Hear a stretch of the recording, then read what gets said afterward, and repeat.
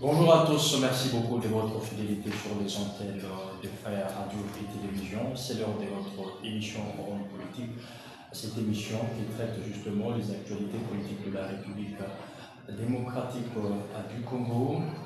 Projet sur la révision de la Constitution, on en parle toujours et on va continuer justement à en parler. Aujourd'hui, nous avons comme invité Guy Lukula, cadre de la PROSEM au parti cher à Abdou Tina. Avec lui, nous allons devoir échanger autour justement de cette question sur ces projets de la révision de la Constitution de la République démocratique du Congo, une question qui continue justement à diviser la classe politique de la République démocratique du Congo. Je l'ai dit, nous avons l'honneur de recevoir pour vous Guy Lukula, cadre de la PROSEM bien évidemment, et aussi analyste politique bien évidemment.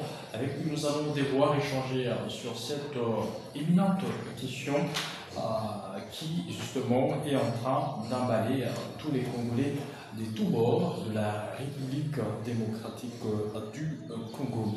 Merci beaucoup, Monsieur Guy Lukula, d'avoir accepté notre invitation. Merci beaucoup. Donc, avec vous, nous allons devoir échanger autour de cette question, projet de la révision de la Constitution de la République démocratique du Congo. Comment vous trouvez d'abord ces projets tels qu'il est envisagé? Je suis content de constater que depuis ma abord, moi, citoyen congolais, cadre de la PROSEM, parti chez Abdou Tina, et ça a été toujours mauvais de voir la constitution de la République démocratique du Congo être révisée. D'autant plus que cette constitution de Sun City, je l'ai toujours considérée comme une constitution de trahison, une constitution de balkanisation, une constitution d'infiltration, une constitution qui a agenouillé le peuple congolais d'une façon générale, parce que c'est une constitution des belligérants, des gens qui ont pris les armes pour chercher la nationalité congolaise, pour se faire, pour s'imposer comme Congolais, et pourtant ce sont des réfugiés rwandais qui vivaient en République démocratique du Congo, qui ont pris les armes. Et dans ces armes, parmi les solutions qui ont fait que les armes puissent taire, ils ont souhaité le brassage de l'armée. Et c'est dans ce brassage où l'armée congolaise, les institutions de la République démocratique du Congo ont été infiltrées jusqu'aux moelles épinières, à telle enseigne que le Rwanda a pris les dessus, l'Ouganda a pris les dessus. Tous les généraux que nous avons après cette constitution, ce sont des faux généraux qui sont venus avec comme objectif d'affaiblir les institutions de la République démocratique du Congo afin de vouloir favoriser la balkanisation. Et là-dessus, nous avons des casquettes. Il y a l'opinion internationale, l'Angleterre, la France, la Belgique, l'Allemagne et les démocrates américains qui ont voulu asseoir leur hégémonie pour balkaniser la République démocratique du Congo. Le pays de Lumumba, le pays de Mobutu, le pays de Laurent Désiré Kabila, aujourd'hui le pays de Félix Tshisekedi ne sera jamais balkanisé, ne sera jamais divisé, ne sera jamais.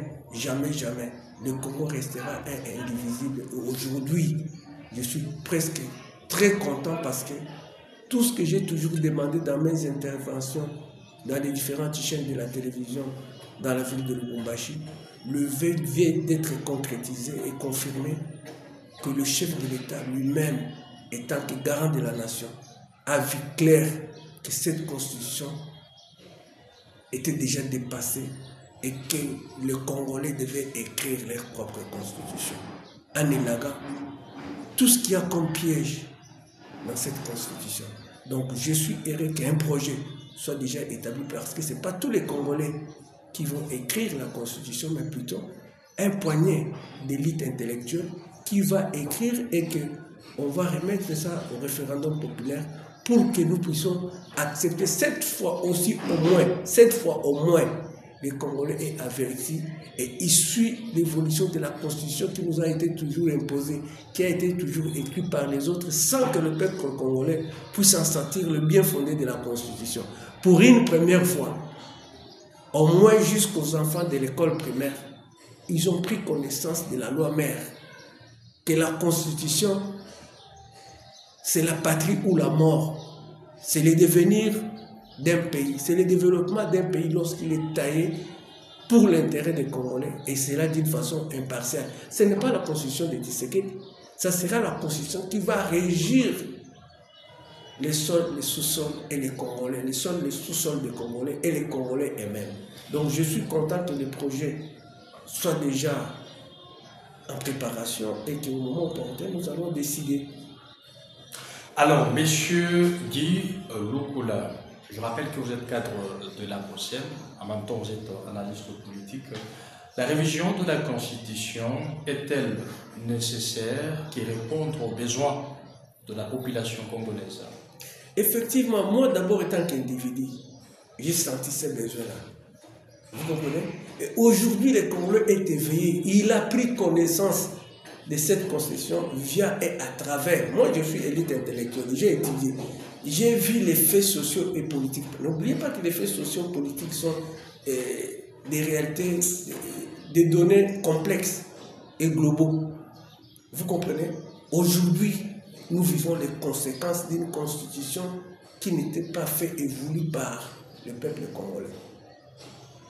Vous comprenez? Nous avions accepté une constitution de belligérants où les Tutsis réfugiés congolais ont pris les dessous. Les Tutsis ougandais, les Tutsis rwandais se sont fait fabriquer et se sont imposés d'avoir d'une façon globale la nationalité congolaise. C'est inadmissible.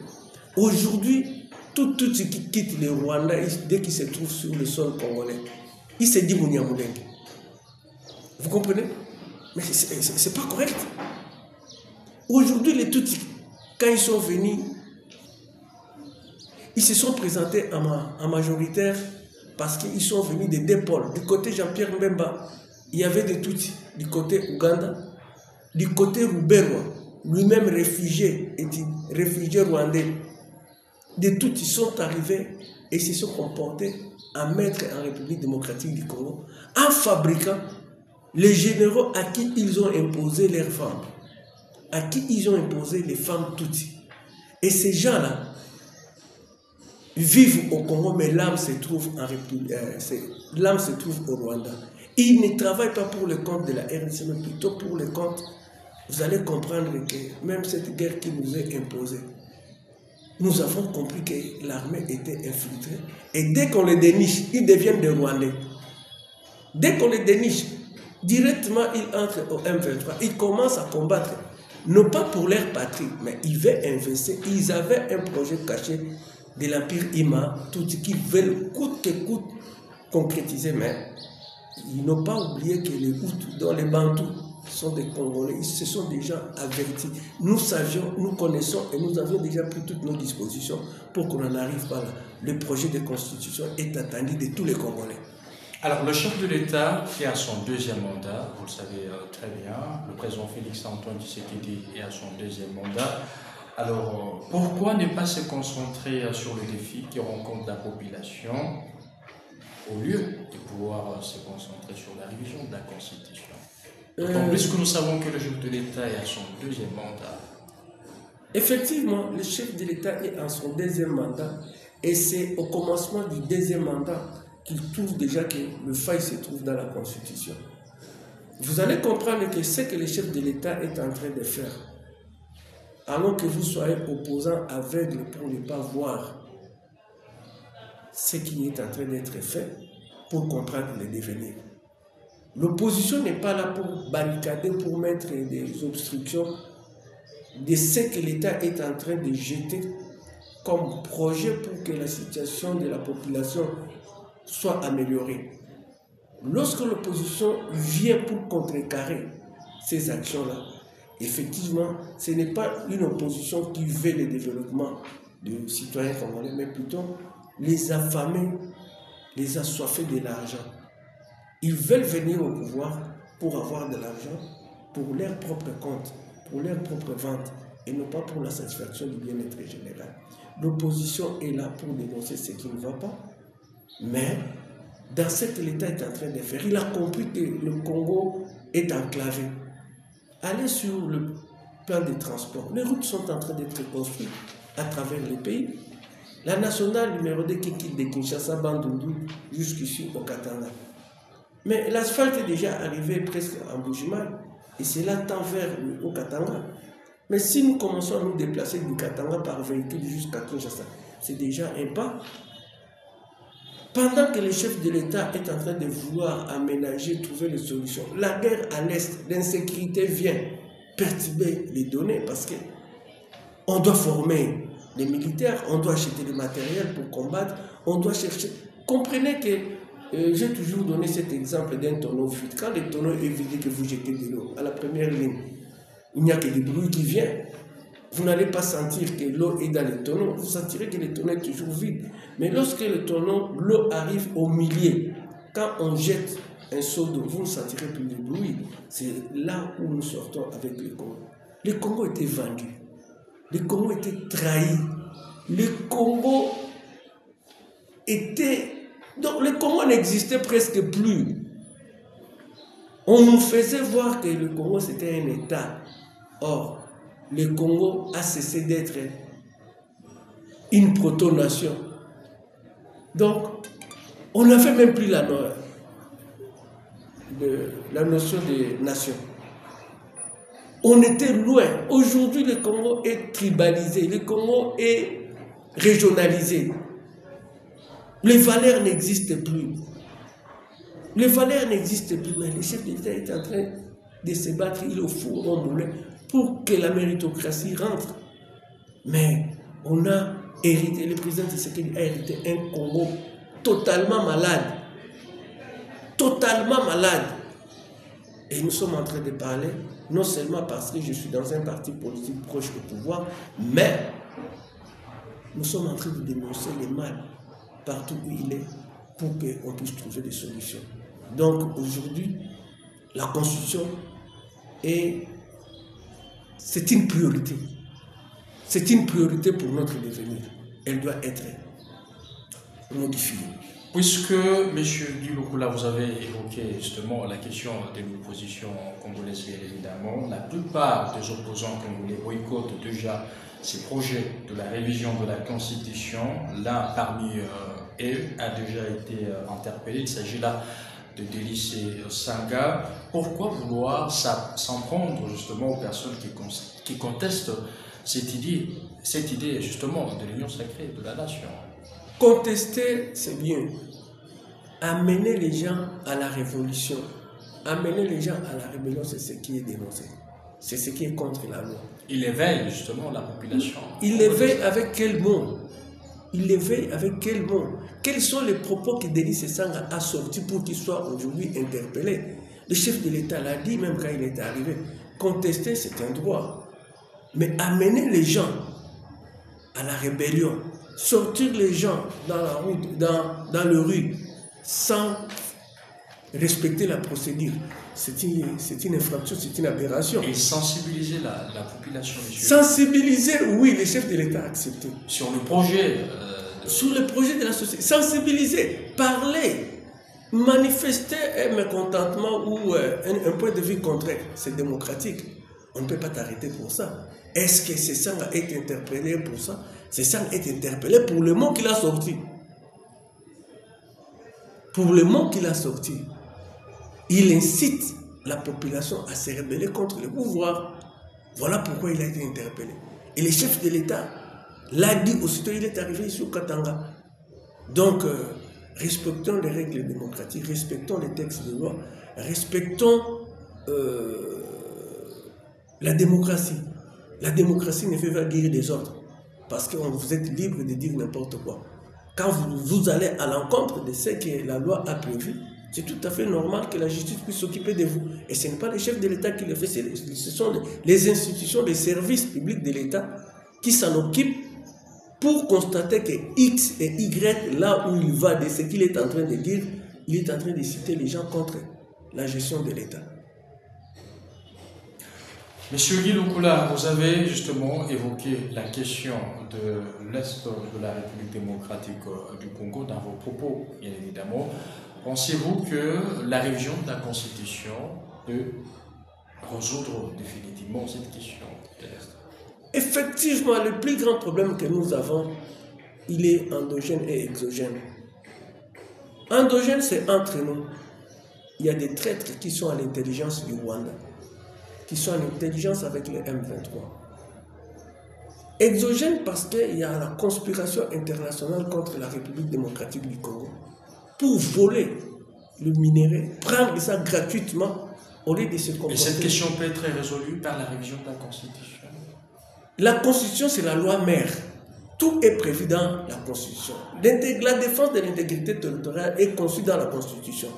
Vous allez constater que dans la Constitution, il y a des passages qui font qu'un groupe de gens, un président peut faire les accords pour céder une partie de la République démocratique du Congo pour satisfaire l'opinion internationale, pour satisfaire l'Union africaine. Mais c'est une aberration. Moi, j'ai vécu toutes les républiques. Vous évoquez l'article 217 tel que le président de la République l'a dit? Je l'ai toujours dit, c'est inconcevable.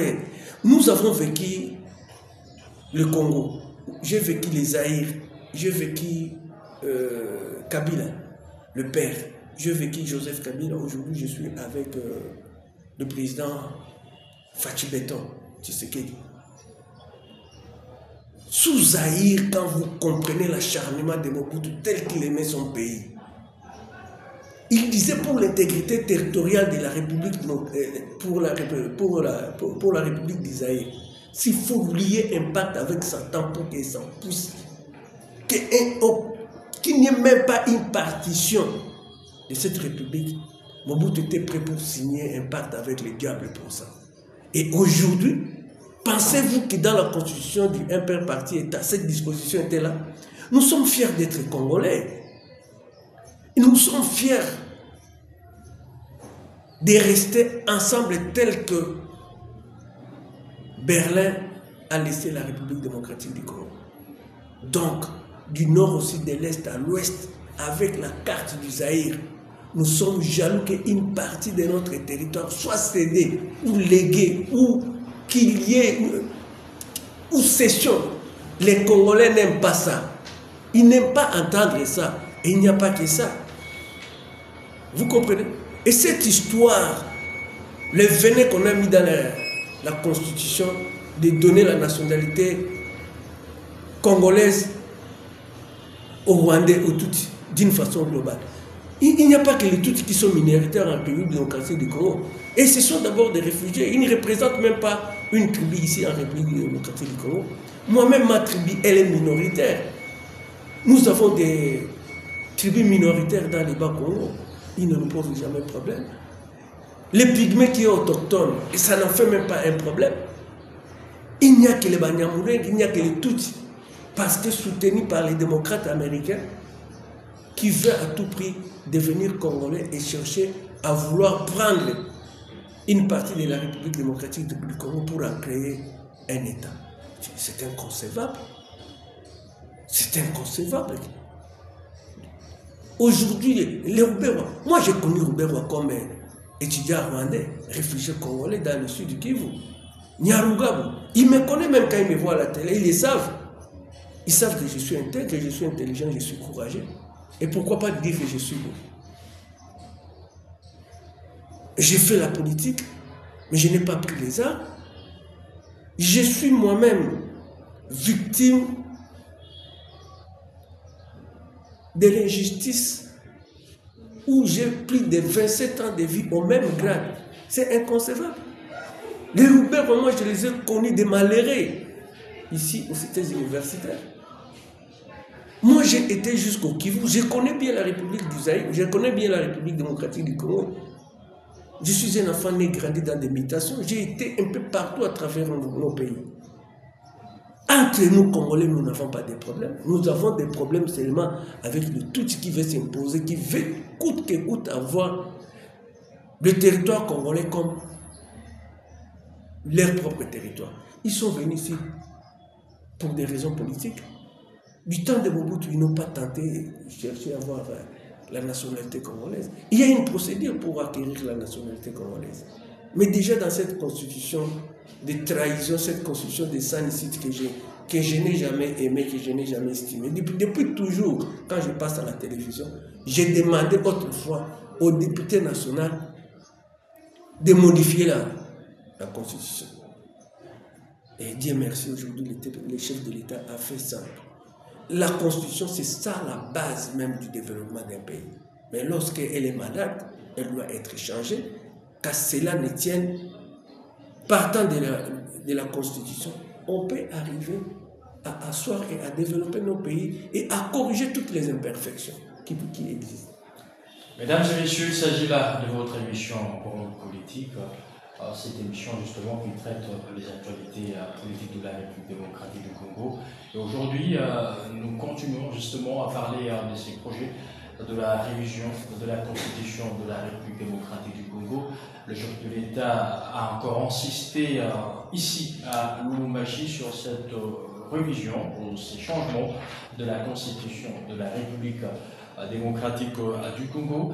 Et nous avons justement l'honneur de recevoir pour vous Guy Lukula, cadre de la POSEM, pour justement discuter autour de cette question qui touche justement toute la République démocratique du Congo. Monsieur Guy Lukula, vous prenez la révision ou le changement de la Constitution. Essayez un peu d'éclaircir la population congolaise sur cette question-là. Il s'agit, vous prenez, en tant que cadre de la POSEM, de la révision ou du changement carrément de la Constitution de la République démocratique. Vous allez comprendre que le français est tellement riche qu'il y a les définitions dans le sens étymologique du mot et la définition au sens large. Cette guerre de bataille, changement, modification, vous comprenez? Dans une certaine large mesure, on parle de la même façon, puisque l'ossature de la Constitution va demeurer. Vous comprenez? On va modifier, on va apporter quelques changements. Vous comprenez? Et si on trouve que c'est mieux de changer totalement, là, vous voulez m'amener dans la guerre des mots. C'est pour cela que je refuse les définitions étymologiques. Je m'exprime d'une façon large. Changement, modification, ça peut se compléter, ça peut se concevoir de la même façon selon que je suis en train de dire on va modifier tel article, on va changer tel article. Vous comprenez? L'aboutissement, je dis la même chose, mais avec des mots différents. Alors, merci beaucoup. Alors, si la révision de la Constitution touche justement le mandat du président de la République et l'amener à 7 ans, probablement, seriez-vous d'accord avec cette question-là? Si cela ne dépendait que moi, je préfère qu'on change jusqu'à 10 ans. Pourquoi je dis 10 ans? Vous allez comprendre que, prenons le cas de la République démocratique du Congo, avec le premier mandat du chef de l'État. Il a travaillé 2 ans, 2 ans et demi, sans pouvoir exécutif. Pourquoi?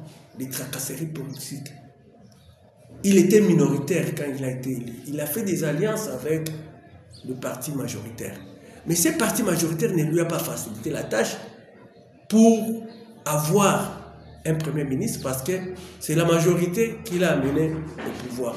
Et cette majorité voulait coûte que coûte lui imposer sa philosophie du départ. Or, lui, pour avoir été élu,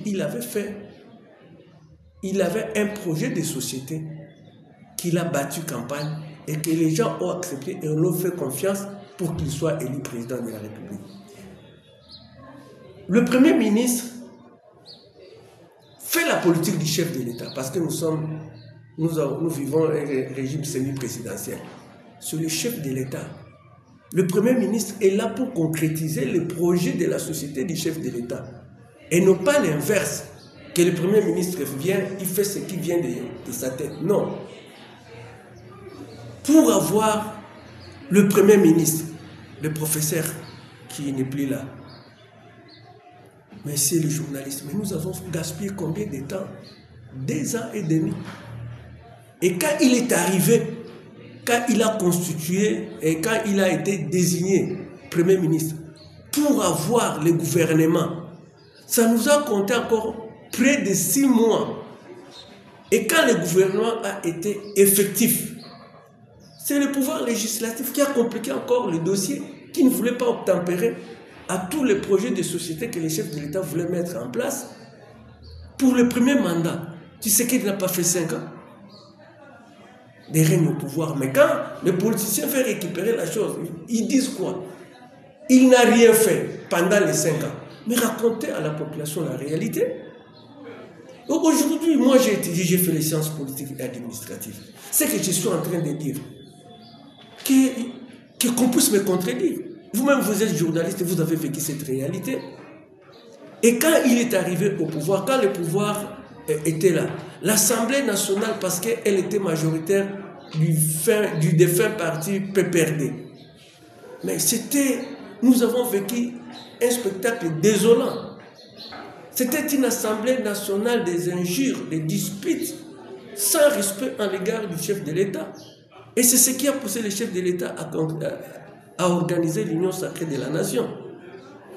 Et c'est avec 2 ans, à peine 2 ans, que le chef de l'État a tenté de réorganiser. Et à la fin de ce mandat, on lui a imposé la guerre. Et vous n'allez pas oublier que s'il n'était pas un homme d'intérêt, s'il n'était pas un fin politicien, Goma serait déjà entre les mains des Rwandais, des M23. Les mêmes Nanga, les politiciens congolais ne voient que leur propre intérêt. Ils ne sont pas encore matures pour travailler pour le compte de la population, pour l'intérêt général des Congolais. Ils ne voient que leur propre compte. Aujourd'hui, si Nanga a pris les armes, c'est parce qu'il s'est vu être mis à nu. Et c'est pour cela que Nanga a pris les armes. Nanga ne voyait que ses propres intérêts. Nanga a vu que les carrés miniers qu'il avait d'une façon illégale ont été rétrocédés à l'État congolais. C'est pour cela que Nanga a pris les armes. Il a rejoint Kagame. On ne va pas vous dire que parce que Tshisekedi gère mal. Non. Nanga a vu ses propres intérêts. Maintenant qu'il a pris les armes, il commence à parler de la population. Il commence à parler du peuple congolais. C'est faux. Nanga ne vise que ses propres intérêts. Nanga, avec tout ce qu'il avait comme argent à l'intérieur, il ne pouvait pas prendre les armes. Qu'on se le dise, nous devons éveiller la population. Alors, M. Guy Lukula, vous êtes de la POSEM, bien évidemment, un parti proche justement du pouvoir.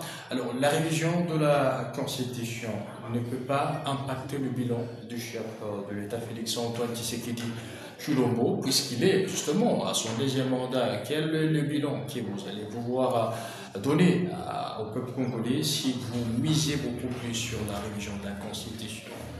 Donc quand nous misons plus, d'abord moi Guy Lukula, j'ai toujours voulu que cette constitution soit modifiée, soit révisée.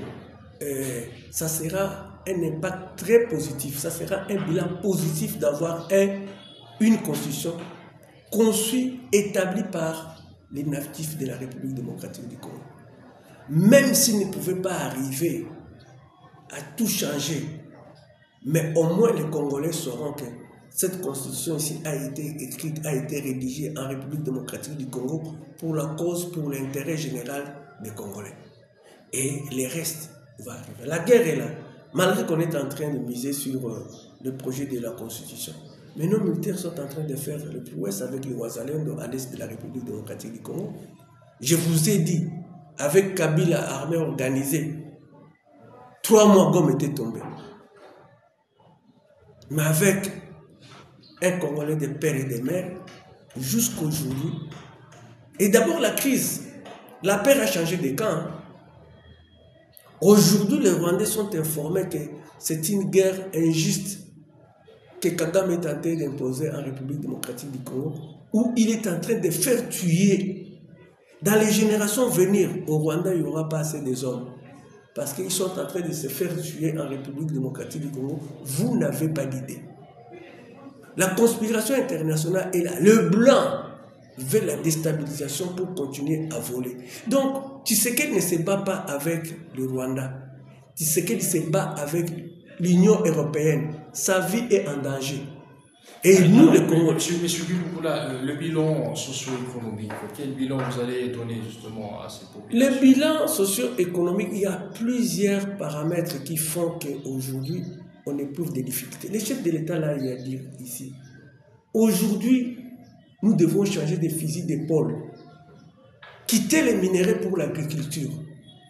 Parce qu'avec les minéraux, nous sommes dépendants. Le chef de l'État l'a dit, nous sommes dépendants des dollars.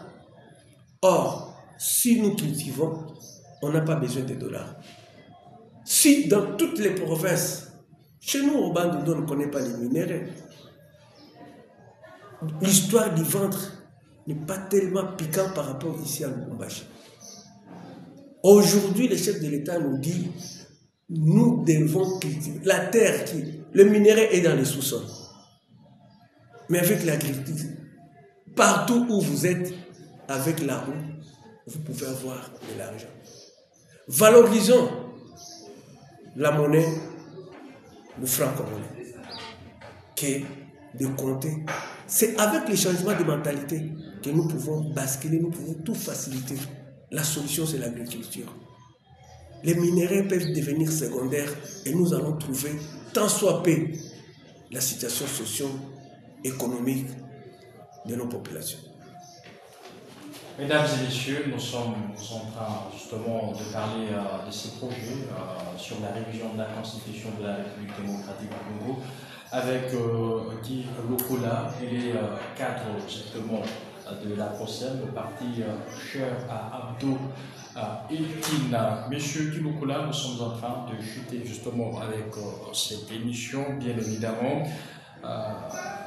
Nous aimerions avoir votre dernier mot en rapport avec ces projets de la révision de la Constitution de la République démocratique du Congo. Qu'est-ce que la population congolaise en général et gauchoise justement peut retenir sur ces projets autour justement de la révision de la Constitution de la République démocratique du Congo? Chers compatriotes congolais et congolaises, je pense que le vœu du chef de l'État, s'il l'a dit aujourd'hui, nous autres, nous avions vu ça depuis très longtemps et c'était notre souhait. Soutenons le chef de l'État. Je suis content qu'à Lubumbashi, c'est la population qui lui a demandé de parler Constitution. C'est la population qui a voulu que la Constitution soit modifiée. C'est la population qui a voulu que la Constitution soit révisée. C'est quelque chose que nous devons soutenir. Ne nous laissons pas manipuler par les opposants qui n'ont jamais vu, qui n'ont jamais travaillé pour le compte de la République démocratique du Congo. Nous vivons avec eux, nous sommes avec eux. Ils ont été au pouvoir ça et là. Ils n'ont rien fait pour la population. Au contraire, ils ont des discours régionalistes. Je suis au Katanga. J'ai vu au Katanga. Je suis Louchois. Je vous l'ai dit, entrons tous, soutenons, entrons tous dans la philosophie du chef de l'État pour que cette constitution soit changée. Entrons tous derrière le chef de l'État pour combattre l'ennemi qui ne veut pas que le Congolais puisse écrire leur propre constitution. Donc aujourd'hui, je vous exhorte à soutenir l'action du chef de l'État pour que cette constitution soit révisée. Afin que, par et à travers la constitution, que personne soit au-dessus de la loi, que cette constitution soit impartiale, que cette constitution soit le déclenchement du développement de la République démocratique du Congo, où nous allons vivre la nation congolaise et non pas la proto-nation, et non pas les antivaleurs, parce que la constitution c'est la loi mère d'un pays, c'est la constitution qui booste au développement. Donc aujourd'hui, Congolais, Congolaises, je le répète, soutenez le chef de l'État, soyons derrière lui pour barrer la route à ceux qui ne veulent pas que la Constitution soit modifiée. Merci beaucoup à vous, mesdames et messieurs. Nous sommes arrivés pratiquement à la fin de cette émission, Grande Politique, cette émission qui traite justement les actualités politiques de la République démocratique du Congo. Je l'ai dit, nous avons eu l'honneur justement de recevoir pour vous Guy Lukula. Il est cadre de la POSEM, au parti cher à Abdou Itina. Nous sommes arrivés à la fin. Merci beaucoup à vous, monsieur Guy Lukula, d'avoir accepté notre invitation. À vous autant parce que vous m'avez choisi en ces temps précieux pour émettre un point de vue qui concerne la révisitation de la Constitution. Félicitations à vous parce que vous avez été profond, vous avez épinglé, vous avez posé des questions justes qui ont mérité les réponses, qui peuvent attirer l'attention, qui peuvent se faire entendre, qui peuvent se faire accepter auprès de tous les citoyens congolais et citoyennes congolaises. Merci à vous, mesdames et messieurs, de l'oreille attentive justement prêtée à cette émission. Je vous dis au prochain rendez-vous. Ciao, ciao.